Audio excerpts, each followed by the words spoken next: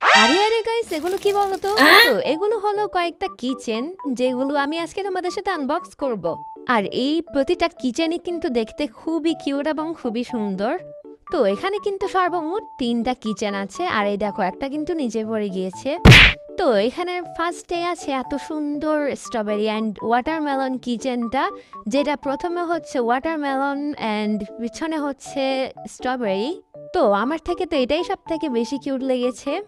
দেন রয়েছে এত সুন্দর কিউট কিচেনটা, এটা তো আরো বেশি সুন্দর। তো এটার পিছনেও কিন্তু রয়েছে সানফ্লাওয়ার কিচেন, আর সানফ্লাওয়ারটা হচ্ছে পার্পল কালারের। দেন রয়েছে আরো সুন্দর একটা কিচেন, যেটা হচ্ছে সানফ্লাওয়ার অ্যান্ড রোজ ফ্লাওয়ারের কিচেন। তো এটার সামনে হচ্ছে সানফ্লাওয়ার অ্যান্ড পিছনে হচ্ছে রোজ ফ্লাওয়ার।